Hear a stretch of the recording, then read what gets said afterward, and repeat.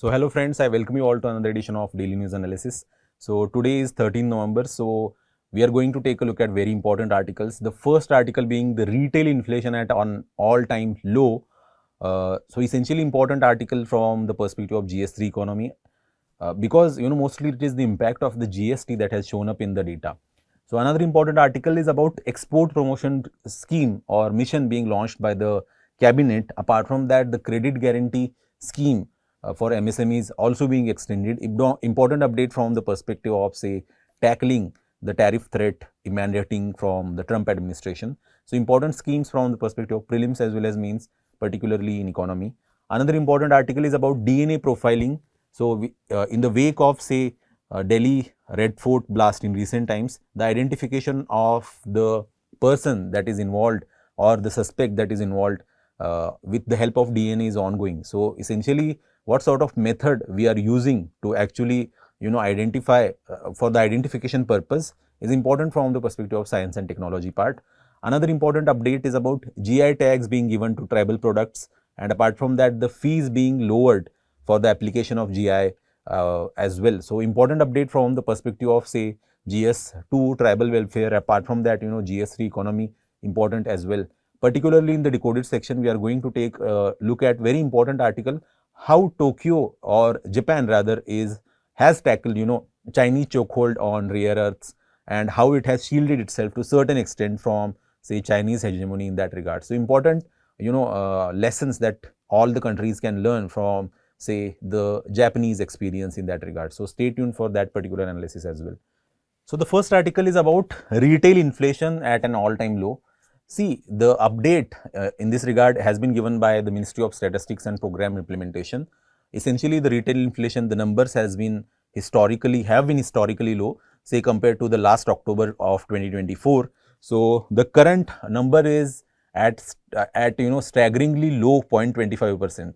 So essentially, the impact is due to the GST implementation and essentially the sort of the rate cut that happened through the GST, and particularly its impact on, say, household items, particularly the food items, the fuel, particularly fuel inflation is still substantial, but essentially our whole retail inflation, essentially consumer price inflation is influenced a lot by, say, the food prices. So the GST rate cut that has happened in recent times essentially brought down the inflation number to an all-time low. So important update when it comes to, say, the economy part.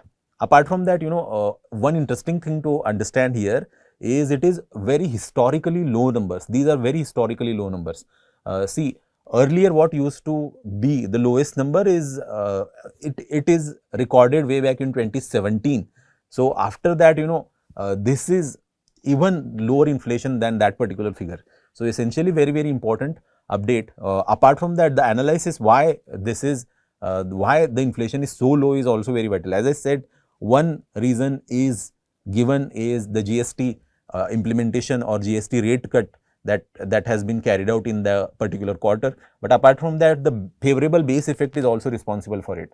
So base effect, essentially the base year for, say, the consumer price inflation, the retail inflation is still considered as a 2012. So particularly, we all know why 2012 as a base year is chosen. See, most of the time to be chosen as a base year, the numbers in that particular year needs to be very stable, needs to be very constant. So 2012 has been chosen through means a lot of deliberation. Although there are certain debates about changing the base year, we are going to see whether the base year is changed or being changed in the upcoming times or not in that regard. So, but the current update is the lowest sort of inflation number that we have seen for the October. So essentially, the data has been released by, say, the Ministry of Statistics and Program Implementation. Another important data point to know here is India's headline retail inflation has also reached a new record low. The previous all-time low was in 1.46% in June 2017, and it has now slipped to the third lowest. This particular number has been now slipped to third lowest after the September 2025 inflation figure was revised down to 1.44 from 1.54. You do not have to remember these numbers frankly. the most important aspect to understand, to know here is headline retail inflation particularly has has gone down to the historic lows since say 2012, where where the start of the base year itself. So as of now, the reasons behind this particular fall are say multifold. The particularly the impact on say food prices due to the GST rate cut is very important aspect. See, the falling prices of key items such as oil and fats, vegetables, fruits, eggs, footwear, cereals, products, transport and communication, essentially all these got impacted by the GST rate cut sometimes back. So GST rationalization that happened in the October quarter. So the impact has been seen in the food inflation overall. So the headline retail inflation overall has reduced to the historic lows. But this sort of news may delight the consumers, but it may actually bring misery to the producers also. So for example, in recent times, we have all seen the visuals from say the onion farmers from the Madhya Pradesh.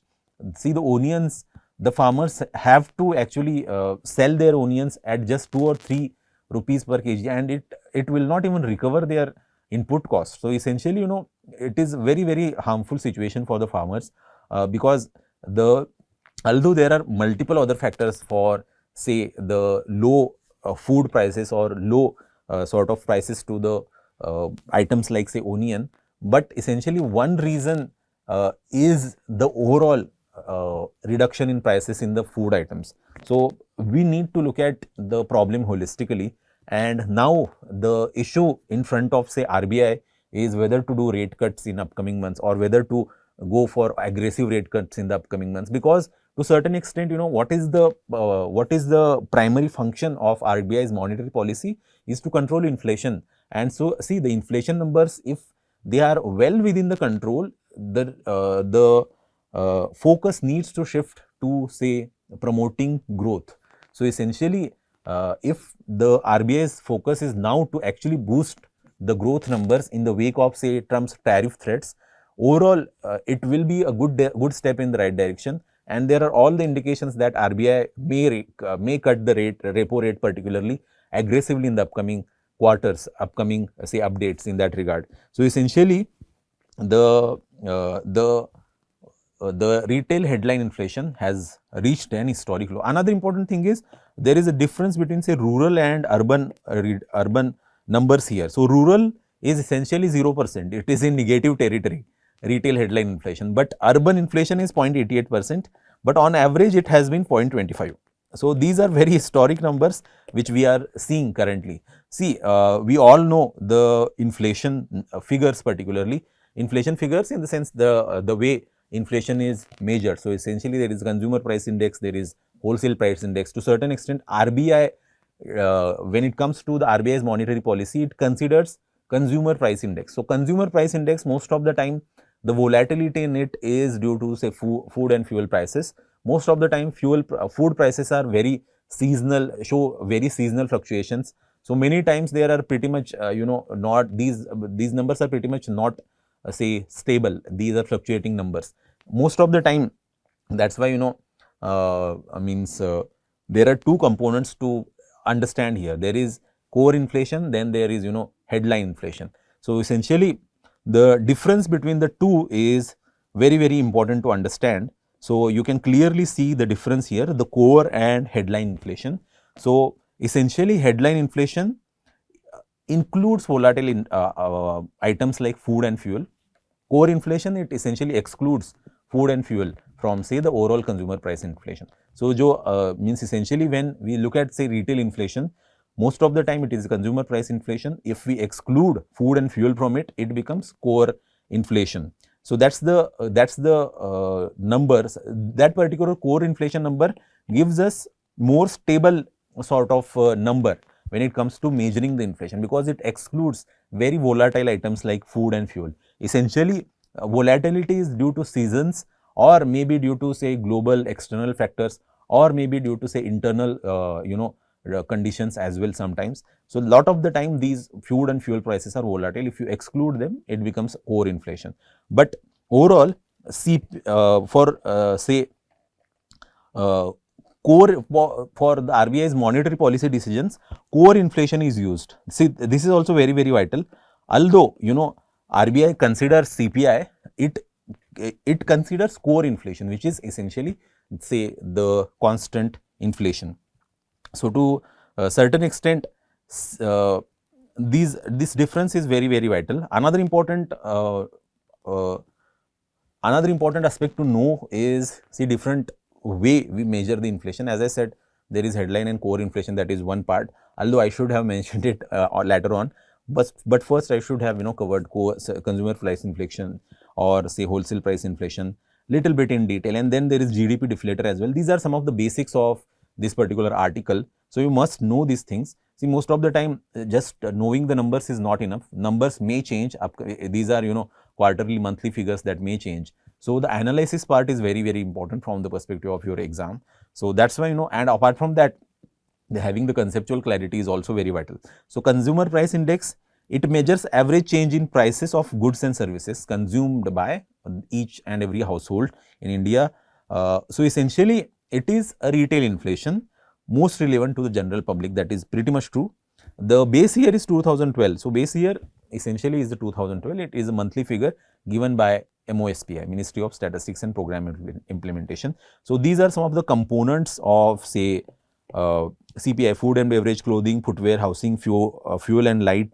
Miscellaneous is also important component, and there are CPI variants like CPI rural is there, urban is there, CPI combined, CPI, say, agricultural laborers, CPI rural laborers, CPI industrial worker is also there. See, most of the time, CPI AL, RL and IW is given by Labour Bureau, remember that, important from the perspective of prelims, while CPI urban, rural and CPI combined is given by MOSPI, Ministry of Statistics and Program Implementation. So RBI uses CPI combined as a official inflation measure for setting monetary policy under inflation targeting framework. So RBI uses CPI combined. Okay, remember that RBI uses this particular figure, CPI combined figure, given by MOSPI to target its, as a target under its inflation targeting framework, 4% plus minus 2%. So that's the case. So remember this particular this particular point here, very, very vital from the perspective of prelims. Another important way to measure inflation is to do it through, say, wholesale.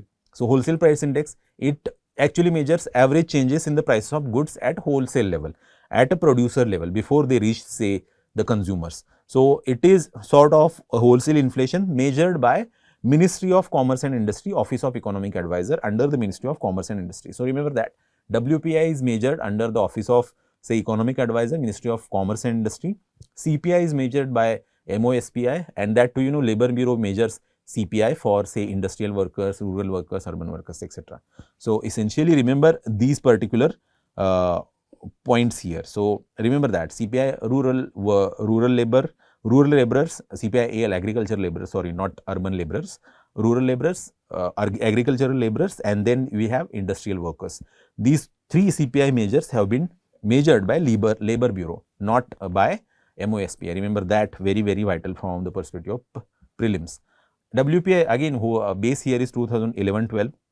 Components are very important here. Primary articles 22.6%. What is included in primary articles? Food, non-food and minerals. Fuel and power with 13.2%. Manufactured products at 64.2%. WPI shows inflation trends for producers and industry, but it does not include services. It does not include services. This point is important. CPI does include services, but WPI doesn't include services. Very, very important sort of difference. Remember that. I am just telling you some of the basic points. You may already be knowing this. So I am just revising these things. Remember that. Another important measure, or how you can measure the inflation, is through GDP deflator. It measures the inflation across the entire economy. It is, see, essentially it is the ratio of, say, nominal GDP to real GDP into 100. So that's the formula for GDP deflator. You can clearly see the formula here, nominal divided by real into 100. So that's the way you can get GDP deflator. So it is much wider scale, gives us the overall picture of, say, inflation in the economy. So economy, particularly this particular number is also published by Ministry of Statistics and Program Implementation. this particular chart here shows the effective difference between all these, three figures, particularly CPI, WPI and GDP deflator. Very, very important basics here. So, know some of the basic aspects. Then, the chart here gives you the overall idea about, say, core and headline inflation. Just go through that particular chart as well. So, essentially, some experts are saying that it is an expected fall. So, it is not like very surprising figure. It is an expected fall given the GST rate rationalization. So, essentially, there is now room for interest rate cuts by the MPC. So, earlier we have the update. The MPC, Monetary Policy Committee, has kept the repo rate unchanged at 5.5% on October 1st after a 50 BPS cut in June, and is scheduled to meet again from December 3 to 5. So, we are expecting to see them, say, the reduced rates in the upcoming time, so that they can actually focus on, say, more growth numbers rather than, say, controlling the inflation, because the RBI's 4% medium term target is expected to be achieved, and essentially 26 also seems to be like a very favorable when it comes to inflation because of the base effect, essentially. Although base effect will fade going forward to certain extent, but there is an expectation that and there is a forecast for fiscal year 26 that average CPI inflation of 2.6% compared with 1.9% observed in the first 7 months. So, essentially it will be in the overall bracket of, say, 4% plus minus 2%. So, it will be under control. So, there is room for rate cuts in the December, in the upcoming month of December. So, let us see what RBI does in that regard. So, this is very important practice question for you. Just comment your answer in the comment section. So, important update, I just gave you some of the basics when it comes to inflation, but remember why this particular figure has been reached now, what exactly or how exactly the GST has been affected, GST has affected the inflation numbers. So, very, very vital. So, the second article that we are going to discuss is about Cabinet clearing export promotion mission. So, important update in the wake of, say, Trump's tariff threat to India. Essentially, now the Indian tariffs are at all-time high when it comes to US markets, and particularly the impact of those tariffs we have all seen. Indian exports have been affected negatively, say when say compared to, say, Chinese exports to United States markets. So, but essentially with the trade truce between US and China, the Chinese have effective tariff rate of around 47%, while the tariffs on Indian market or Indian products is at 50%. So, it is higher than Chinese. So, essentially it is creating the headaches for Indian export. So, and there is a demand from the export sector for, say, support to the industry as well, particularly the MSMEs that are involved.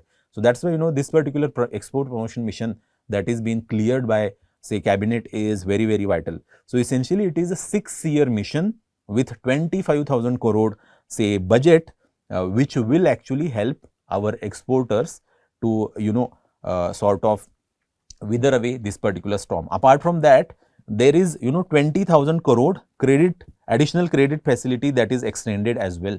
So, see, both these actually support schemes will help our export sectors, particularly the MSMEs, the small units that are involved in it, to actually cope with the US tariffs. So, but another important thing is Trump has also hinted that across the boards the tariffs will be reduced if there is a trade deal in the upcoming months. So, there is some optimism being shown in that regard.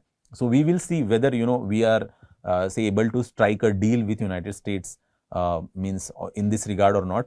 But essentially, despite all these uncertainties, the support to the MSMEs and export sector in particular through this scheme is very, very important. See, most of the time engineering goods exports, which make up nearly a quarter of India's total goods outbound shipments, dropped 9.4% to the US. So, this is the official data that has shown. So, almost there is a 10% impact on, say, exported engineering goods when it comes to vis-a-vis US markets. So, essentially that is a tremendous huge drop of almost 10%, because stiff 50% tariff that India is facing, say, when it compares to say Chinese 47% tariff, make Indian exports less competitive in the US market. So what exactly is this scheme? The Export Promotion Mission. It will provide priority support to sectors affected by recent global tariff, say, escalation, particularly the textile, leather, gems and jewelry, engineering goods and marine products will be supported through this particular export promotion mission.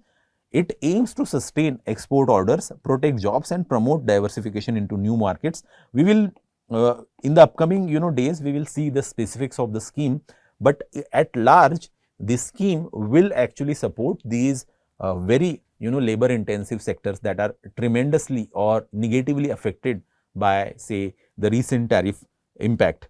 So the Railway Minister Mr. Ashwini Vaishnav has stated that the scheme focuses on the credit availability and reduce credit costs overall, especially for MSME exporters. So the focus is on, say, supporting the MSME sector in particular as well. The mission will also assist exporters in meeting costs related to non-tariff barriers, including compliance with standards, technical measures and certifications also. So to certain extent, it will actually provide the direct support that is needed through credit availability as well. So the scheme will offer comprehensive, flexible and digitally driven framework with a total outlay of 25,000 crore for 25-26 to FY 2030-31. So this is a 6-year export promotion mission. Remember that.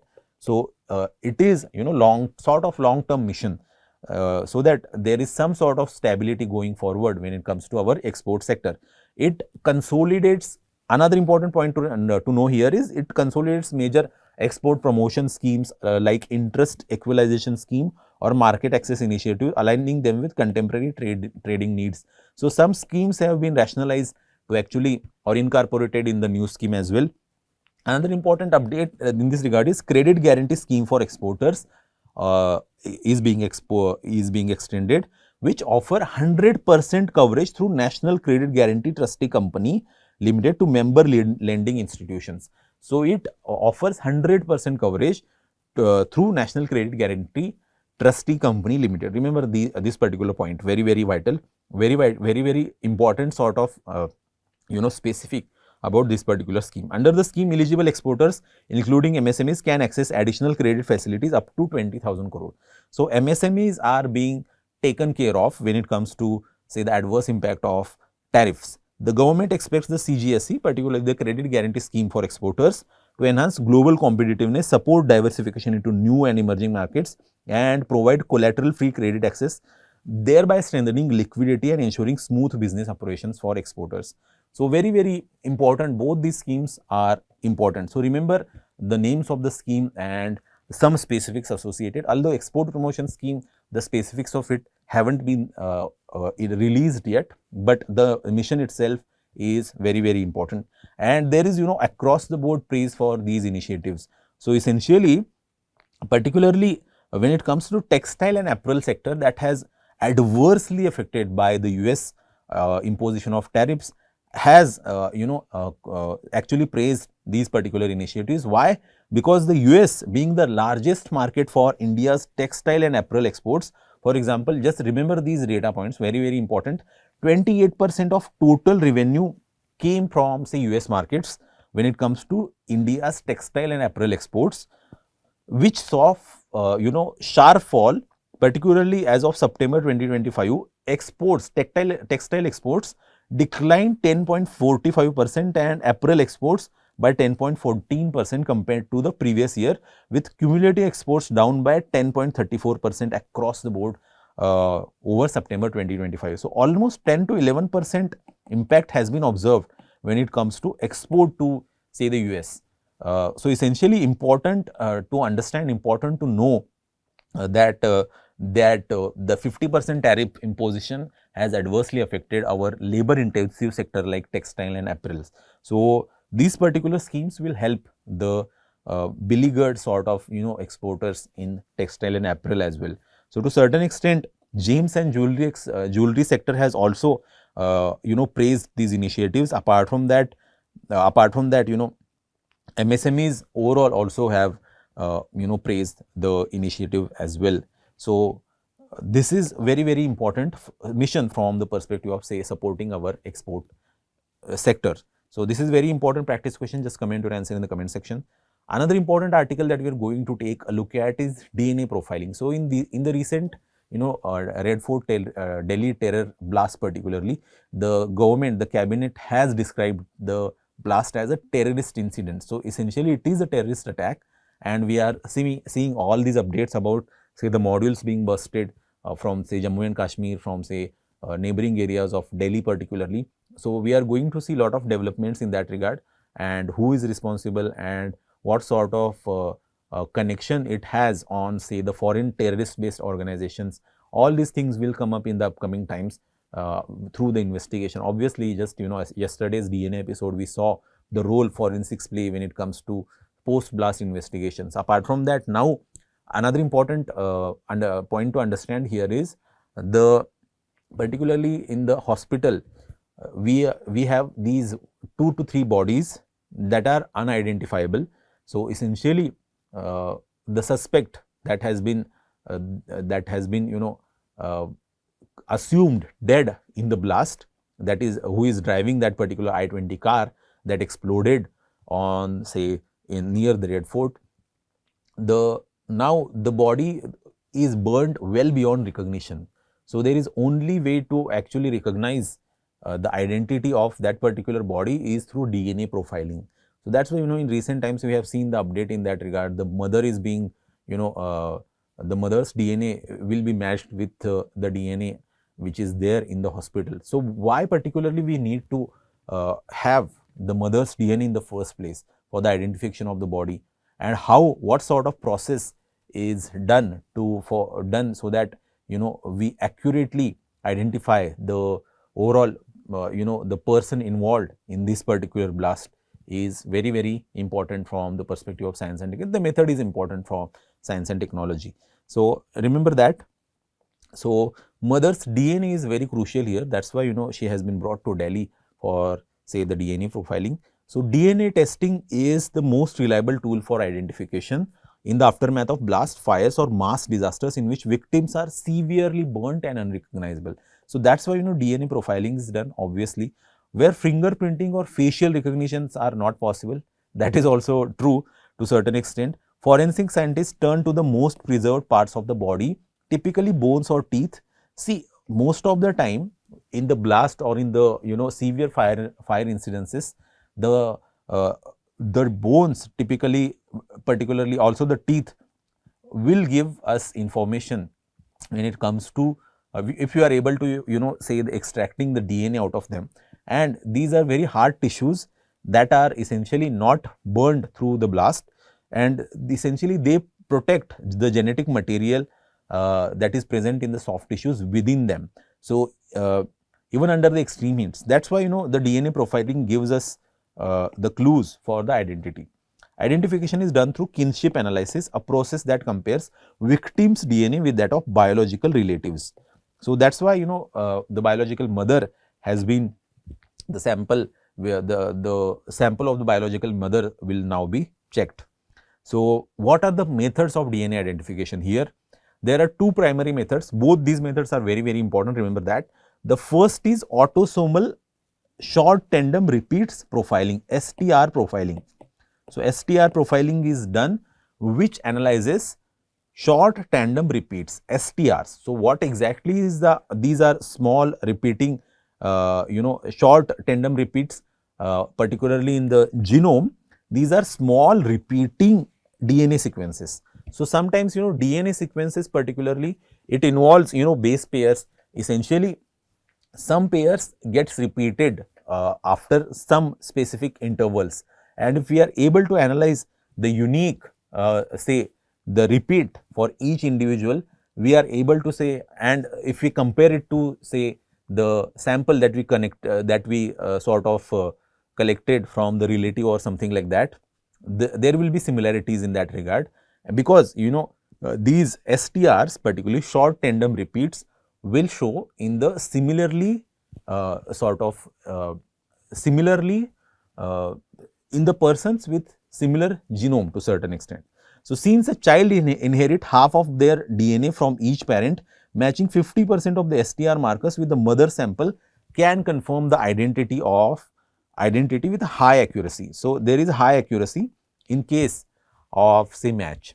In short tandem repeats particularly STR, if it is matched, essentially it will give the identity of the attacker or say the suspect. But when the nuclear DNA is too damaged, scientists use mitochondrial DNA.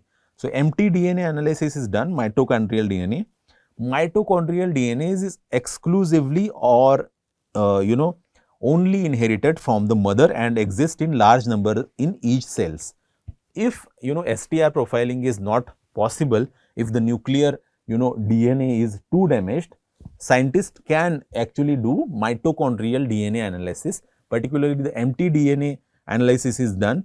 Essentially, mitochondrial DNA is exclusively inherited to the child through the mother. So, that is why essentially there is a concept of say 3-parent baby also that involved say the mitochondrial replacement to certain extent.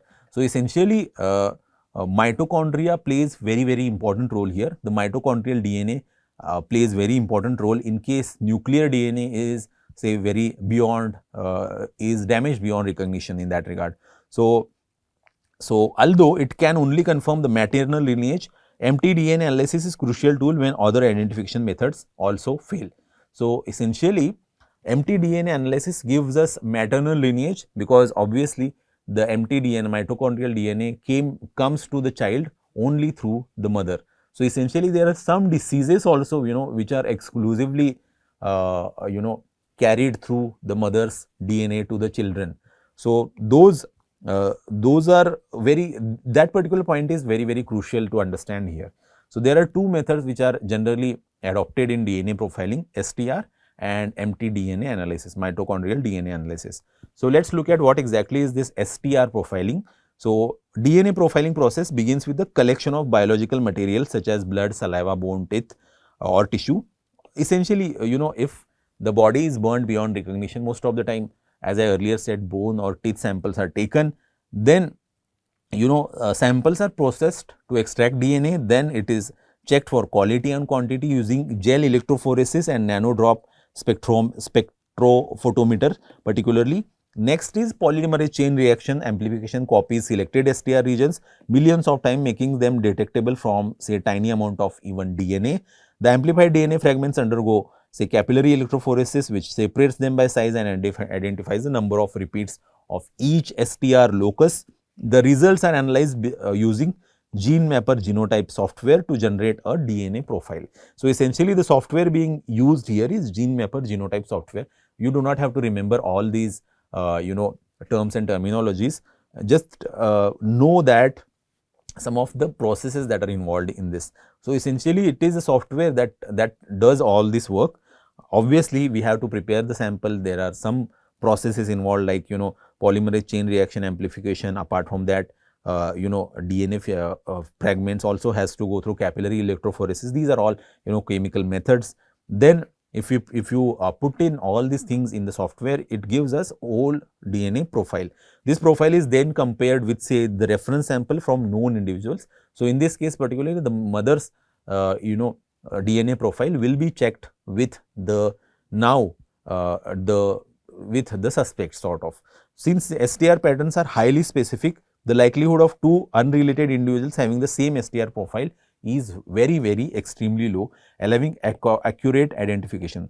So, STRs, the repeats that are there in genome particularly, it will be same when they are related. So, that is why it is extremely accurate test when it comes to DNA profiling. But there are certain challenges in this particular method. For example, there is challenge if there is a degraded DNA damaged by heat and chemical contamination caused by improper handling or mixed DNA profiles when remains of multiple individuals are found together. So, this also is pretty much possible. These are some of the issues which are there. So, sample collection needs to be pretty clean and accurate to certain extent. Then there is mitochondrial DNA analysis if STR profiling does not work. As I said, it is particularly useful in forensic cases, disaster victim identification, historical or archaeological investigations. Particularly, inheritance is exclusively from the mothers. That is why we will be able to know only the maternal lineage, as I earlier said. So these two methods are important, just remember them from the perspective of science and technology part. So this is very important practice question for you, just comment your answer in the comment section. Another important article that we are going to take a look at is GI tags being given to the tribal products. So also apart from that, in this conclave that has happened in recent times, the GI tag fees have been cut to rupees 1000 from say earlier 5000, and the minister in that regard has promised backing for tribal goods as well. See, most of the time there is very important section in GS2 particularly about the development of vulnerable sections and what sort of schemes and policies the government is coming up with in that regard. Apart from that, when it comes to commercialization part, tribal economy is something is emerging as a very, very important area of sustainable development from the perspective of GS3 economy as well. So from that perspective also, and apart from that, in prelims you will definitely get the question on GI tags, and just match the pairs, like they will give in one column there will be this GI tag, and then in another column you will have the states, and you have to match the states. See, match the pair type question. So just remember some of the GI tags, and very interesting and important GI tags as well. You must have consumed, or you may have consumed some of these items as well. So obviously there are thousands of GI tags product, but you do not have to remember each and everything, obviously. Just remember some of the products that are in news. So in this particular article, some of the products have been mentioned. I will go through in detail what exactly are these products for the convenience of say a broader understanding of the article. So essentially, recent update in this regard is that the fees have been reduced for GI tags as well. For example, if you want to say file a GI tag, you have to pay some fees. So earlier it used to be 5000, now it is 1000. So it promotes sort of means preservation of tribal culture to certain extent as well. If the minister further promises support of his ministry in creating export and e-commerce linkages for tribal enterprises particularly, and international warehouses for their products. So tribal entrepreneurship is also being promoted. So what exactly is this conclave, and who actually organized it? Ministry of Tribal Affairs and Culture and Department of Promotion of Industry and Internal Trade, particularly DPIIT, and the Yashobhumi at the Yashobhumi Convention Center featured triennial discussion masterclass. No need no need to remember this particular details, but there is a conclave which actually focuses on promotion of tribal economy that has recently happened. That much is enough. See, another important point mentioned in the article is 150th birth anniversary of tribal icon Birsa Munda. So remember Birsa Munda. Birsa Munda has, particularly there is a 150th birth anniversary celebration. So essentially, this particular, tribal figure is very, very important from the perspective of GS1, particularly art and culture. Apart from that, overall history as well, overall tribal revolt and tribal history. So to certain extent, just go through in detail, the background, the history of this particular personality. In the earlier DNA episode, we have already covered the background of this particular important historic personality as well. So what are these new GI tags that are being discussed in this particular article? See, the event also saw some of the GI tag certificate being distributed. The first GI tag that it mentions is Kannadipaya bamboo mat of Kerala. So Kannadipaya bamboo mat of Kerala, it is sort of Kannadipaya or mirror mat. It is a traditional hand-woven mat from Kerala's tribal community, recognized by its reflective mirror-like finish. It is crafted from the soft inner layers of reed bamboo, providing thermal comfort by keeping users warm in winter and cool in summer. So very sort of important bamboo mat that are woven by the Kerala's tribal communities. Another important GI tag is Apatani textile of Arunachal Pradesh. Apatani tribe particularly is important tribe from Arunachal Pradesh, and Apatani textile in this regard is a hand woven fabric from Arunachal Pradesh, which is generally known for its geometric and angular patterns, and maybe by the Apatani tribe. It is made by the Apatani tribe. It is predominantly used for traditional shawls. So it is sort of a traditional shawl that are woven or that are worn by they see the Apatani tribal people like Jig Joro or Jilan, and the jackets called Saputari generally. So don't need to remember these terms, but remember Apatani textile of Arunachal Pradesh have got GI tags. Martandam honey of Tamil Nadu has already been given the GI tag as well. So Martandam honey, essentially Martandam is known as the honey capital of India and is a famous for its purity, unique flavor and medicinal properties. Particularly, it is produced in the Kanyakumari district of Tamil Nadu, and this honey has got the GI tag. Obviously, it uses the extract using traditional methods from wild bees to preserve its natural qualities. So, wild bees, the honey is produced by the wild bees. So, that's very interesting and very important point to know, or it is a speciality of Martandam honey of Tamil Nadu that has also got the GI tag. Lepcha Tungbuk of Sikkim is also has got GI tag. So, what exactly is this tungbuk? So, it is a musical string instrument, particularly Pumtong Pulit is a bamboo flute that has also got GI tag. So, apart from Lepcha Tungbuk of Sikkim, apart means from the Sikkim itself, another musical instrument, particularly the flute Pumtong Pult is, which is a bamboo flute, has also got GI tag. Both are integral to Lepcha folk music and hold deep cultural and spiritual significance in Sikkim. Another important GI tag that is mentioned is Bodo Arunai of Assam. So, Bodo Arunai is a traditional Bodo cultural garment, a hand woven scarf or a muffler from Assam, symbolizing love and respect.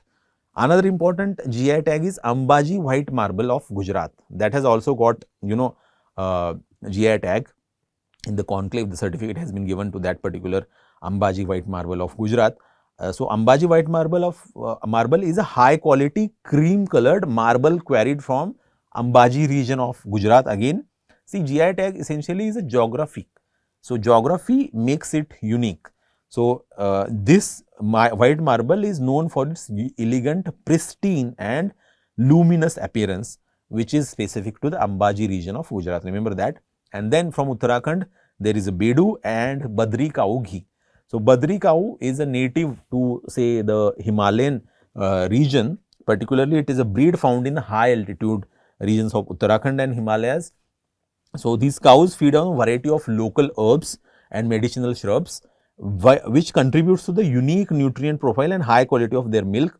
Particularly the ghee is very pure. The A2 ghee particularly means derived from the milk of the indigenous Badri cow breed is very famous. And Bedu here is it is essentially Himalayan fig, remember that, or Indian silverberry is also it is called. It is a wild fruit that grows in the hilly regions of Uttarakhand, particularly in the Garhwal and Kumaon areas.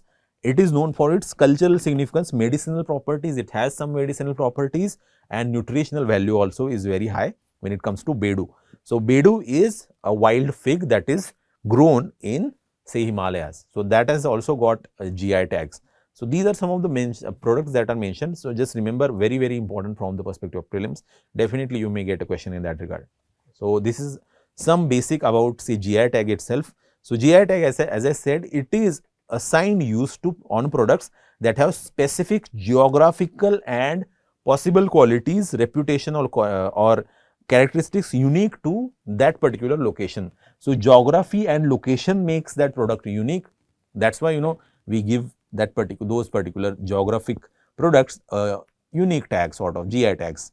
For example, very famous GI tags are Darjeeling tree, Basmati rice, Pashmina and Kanchipuram silk, etc.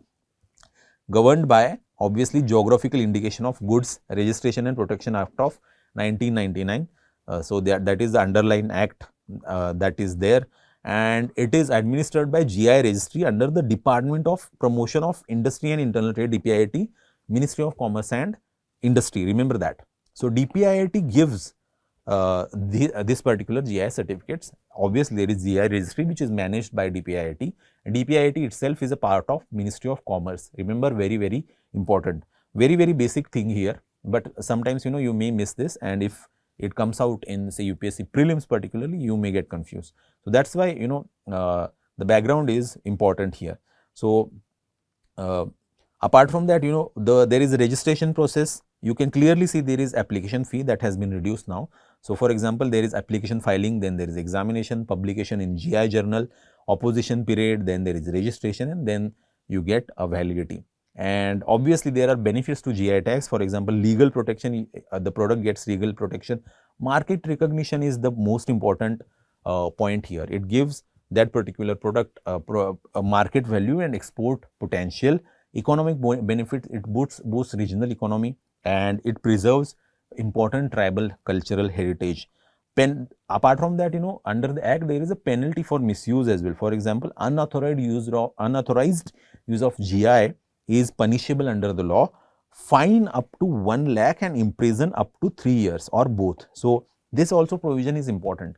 So, remember that the penalties for misuse involve, say, criminal sort of offense. So, it is a criminal offense, it is punishable by law, and law is that 99 Act, Geographical Indication of Goods, Registration and Protection Act of 1999.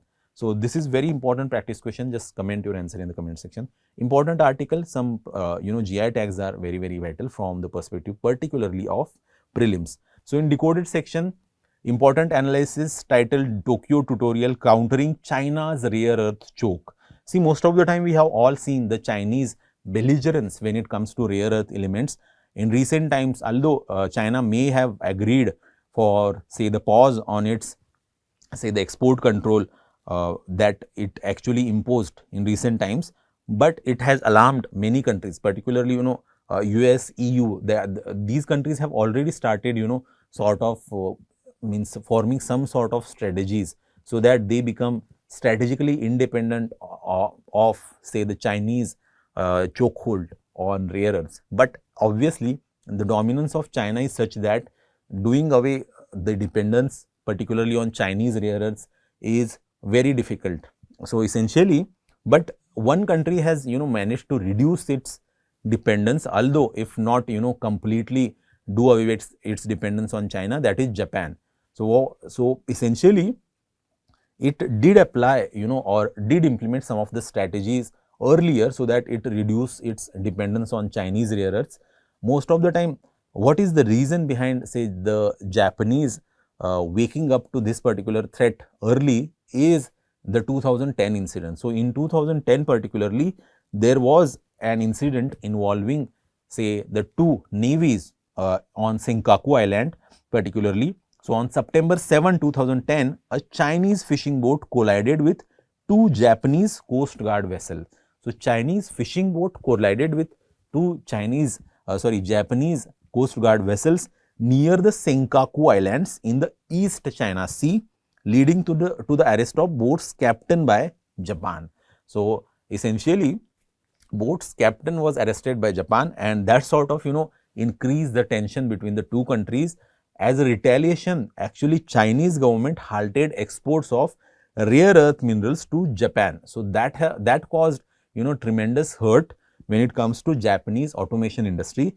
At that time, Japan relied on China for nearly 90% of its rare earth imports. So, which are critical for manufacturing of magnets used in automobiles. So, as I said earlier, rare earth magnets is also where China holds monopoly.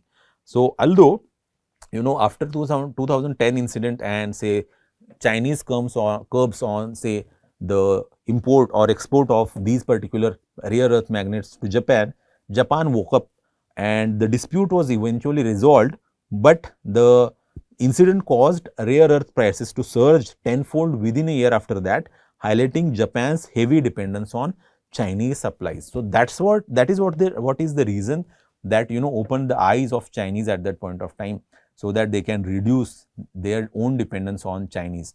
Now, what has happened is, although even today almost 50 to 60% dependence is there on rare earths of, say, Japan on China, it has reduced from 90%. So, it is still a good progress. Now, what has happened is whole world is dependent on China when it comes to rare earths, including US and EU. So, to certain extent, the Japanese experience and how they achieve it is very, very important, and it holds very important lessons for, say, other companies or, say, other countries. So, what and how Japanese fight back after, say, 2010 is very, very important. So see, Japan's self-reliance package, a key thrust areas, has been actually mentioned in this particular graphic effectively here. So what they did is they developed technologies and they actually bolstered domestic investment and into the equipment that could cut the use of rare earths. So essentially they developed the technologies in such a way that overall the use of say rare earths will be cut in the production of say that particular any product of automation. So work on technologies to use the alternative materials. So there is some sort of work when it comes to alternative materials. So essentially there is tremendous focus on say developing the new type of say technology or new type of research and development that will actually reduce the overall dependence on rare earths itself. So finding the alternative to rare earth is also the priority area for Japan.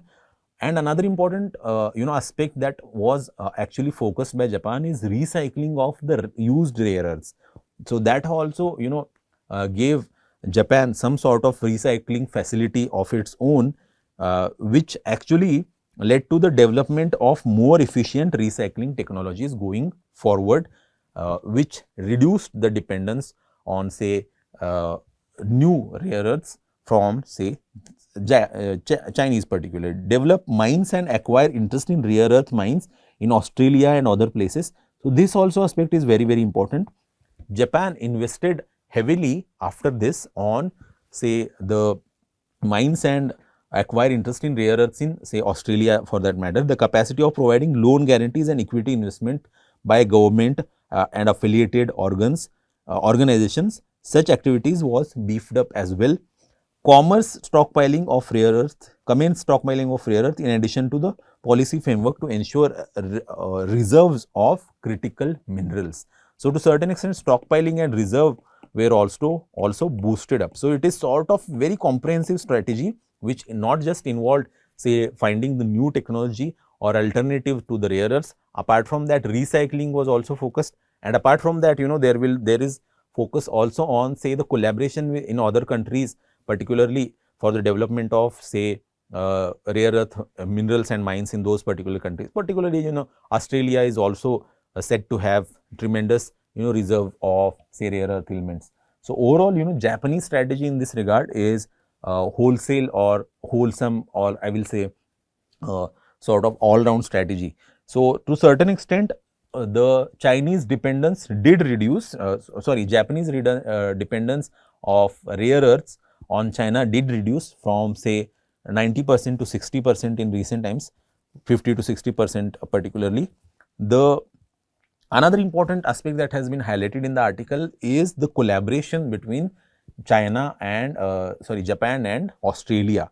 So essentially there is a strategic partnership with Australia's Lynas Rare Earths, the largest producer outside China of say rare earths.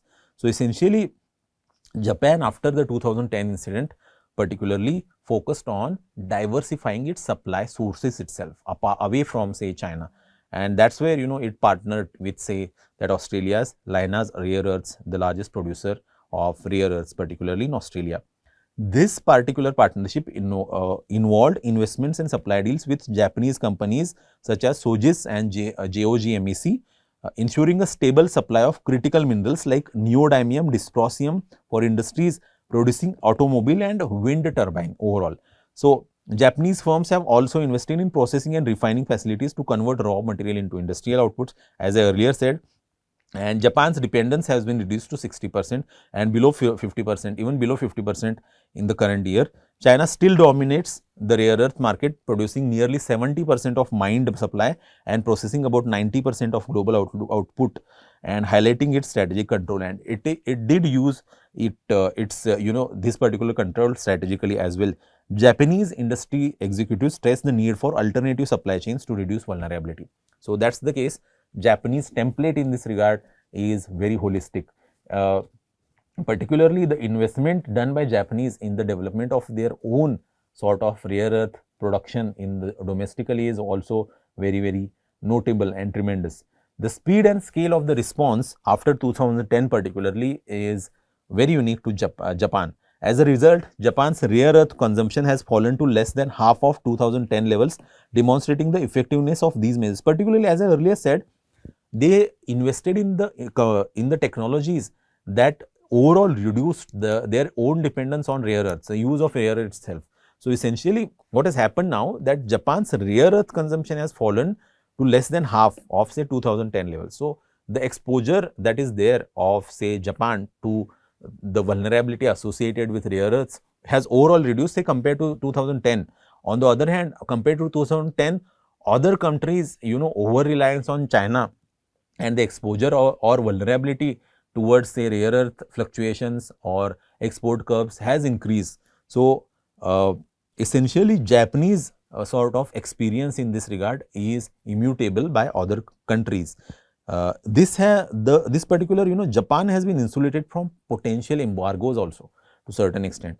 However, 50% dependence on China still remains high. So Japan still acknowledges this particular reality. Compared to say other countries, it is if not means 90-80% dependent on China, just 50%, but it is still 50%. So essentially Japan is now focusing on developing the partnerships further as well, particularly.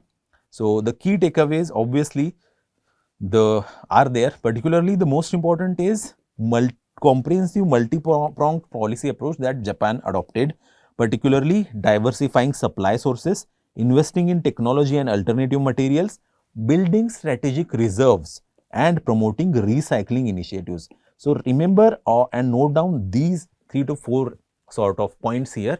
You can utilize only these points effectively in your answers. Particularly, these can be good conclusions for say the question on rare earths or say the Chinese monopoly or hegemony of the rare earths. Remember that.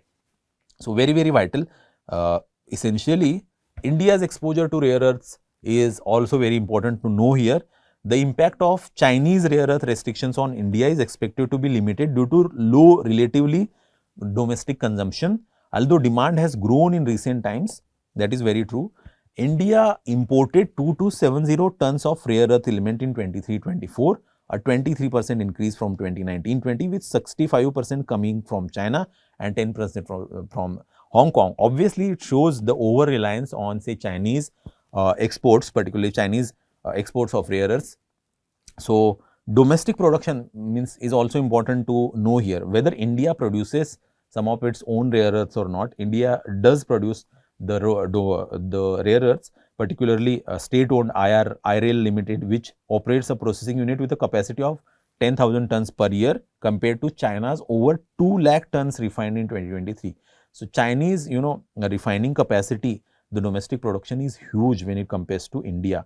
India aims to increase its rare earth capacity through seabed exploration in the Andaman Sea and setting up rare earth theme parks in Vizag and Bhopal with central funding support. So there are efforts in that regard so that going forward we reduce our own dependence on say rare earth imports from China.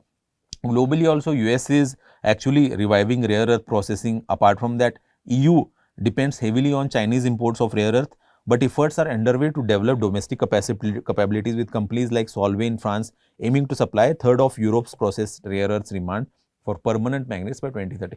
Particularly, rare earth magnets are also in demand, particularly in the automobile section. So this is very important practice question for you. That's it from my side, and stay tuned for another edition of Daily News Analysis. Thank you.